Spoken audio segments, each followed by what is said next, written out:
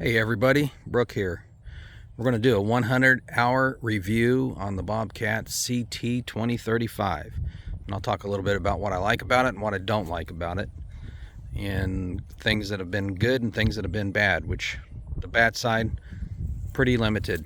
So, and also a little bit about comparing it to a couple other tractors that I previously owned that are pretty close to the same category. So right now it's got 103.7 hours on it, and it's performed almost flawlessly with one exception. So won't go a lot into the detail about well, actually I think I will, because that's some of the things that I didn't really care about it. The lifting ability of this thing has been very impressive on the loader. I've used my dad's L series 32 horse, I think it is, Kubota. This thing will outlift it all day long. My previous tractor, the John Deere 1025R, the lifting capacity of that thing was pretty pathetic in my opinion. But so this thing has lifted all kinds of stuff with the loader. So let's say, what kind of abuse has it had? Well, I'll tell you what I've done with it. I've planted over 30 trees. I've got a front auger with a 24-inch auger, and it's made, augers specifically made for low hydraulic flow for compact tractors, and this thing just dug every single hole with the exception of one that was solid rock. Lots of broken rock. It was pretty bad, so it wouldn't do that one hole. But it's loaded this 16-foot dump trailer back there in the back. It's loaded about 30 loads into that, and it was at least 2 full long days, and this thing, I worked it to death. It's done a lot of garden tilling with a 5-foot tiller on it. It's done brush hogging. It's done finish mowing with a finish mower in the back. Lots of pallet fort work, moving trees that were just too big for an individual to move. So I mean, the work that I've done with it, I've got a grapple for it. It's done a lot of grapple work for some brush cleanup. We had a windstorm, took down a bunch of trees at my neighbor's, and we used it to do all that cleanup, and it just moved everything, never flinched. So it's the 100 hours that are on it. It earned its money for those 100 hours, because it was, every minute of that, it was working and doing something that was, I would say, strenuous tasks for this size tractor. So I have not damaged anything. I have not bent any hydraulics. I do take caution on how I position the bucket, and I've seen other videos where if you drag your bucket with the hydraulics fully extended, it can bend your hydraulics. So I've made note of that. So all that stuff I'm real happy with. Now, what I probably would like to see, the way people are using these tractors these days, is options. The options on this tractor were pretty much were pretty limited. I wouldn't say non-existent, because it does have 4-wheel drive. It did have the hydrostatic transmission, so I was happy about that. But for the people that are buying these tractors are hobby farmers, right? Or they've got small acreage and they're just using them to do tasks. So as far as the options go, they should come stock with front remotes, with the front grapple option, which it did not come with. I had to add that. It did come with quick release handles, so you can put quick release. So you can put pallet forks and a grapple and my front auger that I bought. So that's all real nice, but that is standard. The hydraulics I just mentioned, that should be standard in my opinion. Open cab tractors,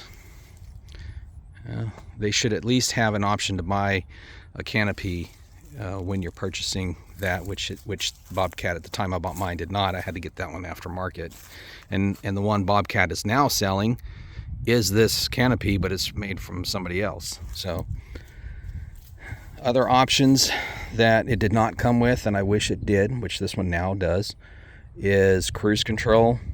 Cruise control when you're mowing is pretty valuable. It did not come with that. I use it virtually every time I mow. I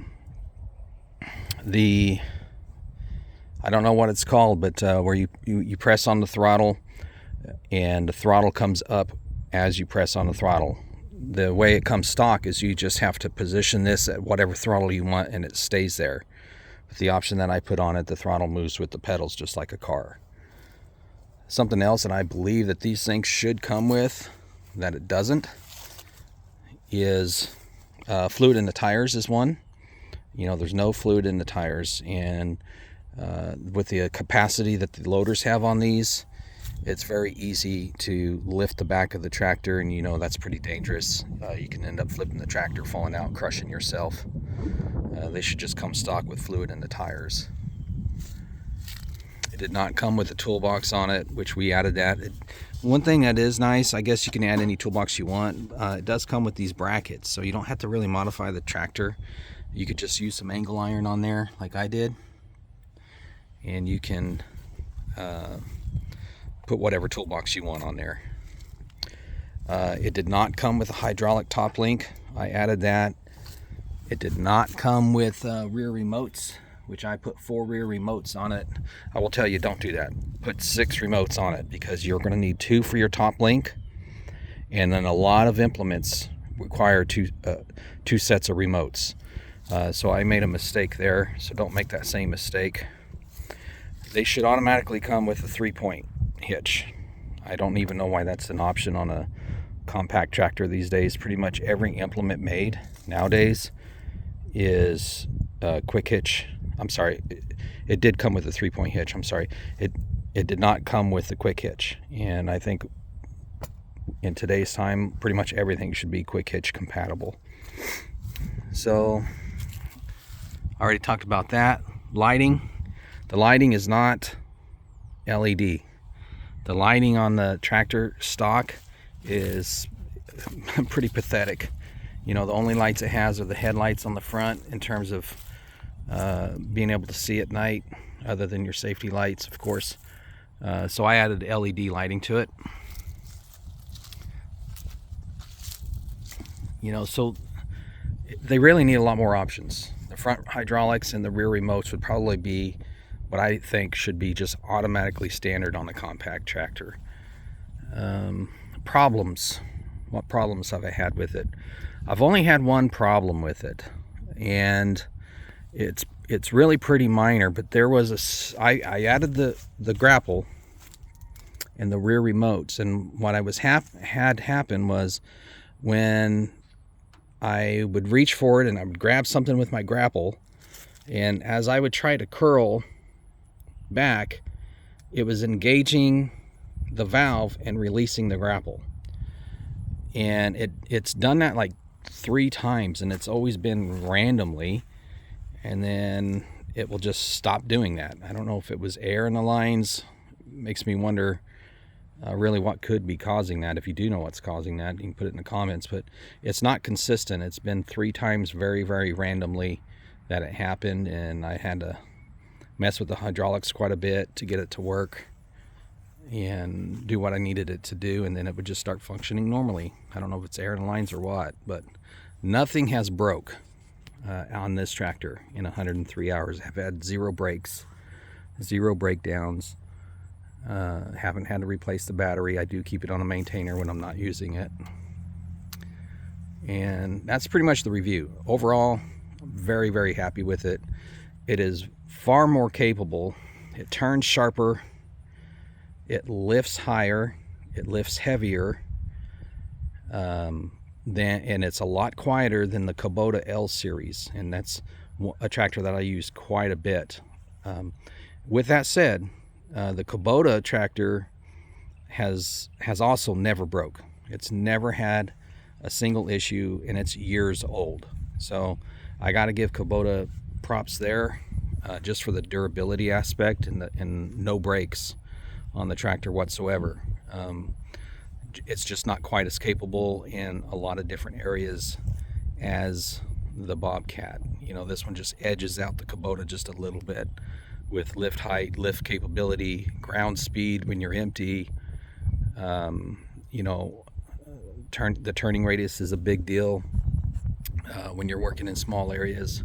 So this just edges out the Kubota L series on pretty much all of those fronts. The John Deere that I had, granted this is a 2 series, the John Deere 1025 is slightly smaller, but even in that class, man, that thing, I couldn't even lift 3 bundles of shingles with it, with that not that set, but a set of pallet forks that are basically just like this, but they're the ones designed for the John Deere.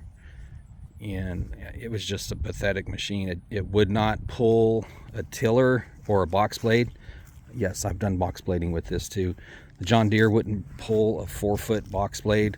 This one here will pull, my box blade is 5 feet on this tractor that I have, and I can engage the tines, and this tractor will still pull it. And some of that is due to I have fluid in the tires.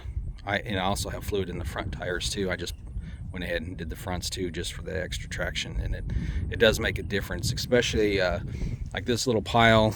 This is all I got left. But if you're when I was doing this project where I hauled probably over 20 loads with a 16-foot dump trailer, that I loaded every bucket full with this exact tractor. So when the bucket's engaging the dirt, having that weight in the tires, that ballast in the tires, really helped with that project, because I was able to really push into the pile, and you know, the Bobcat bucket would curl and it would lift the dirt, and it had no problems.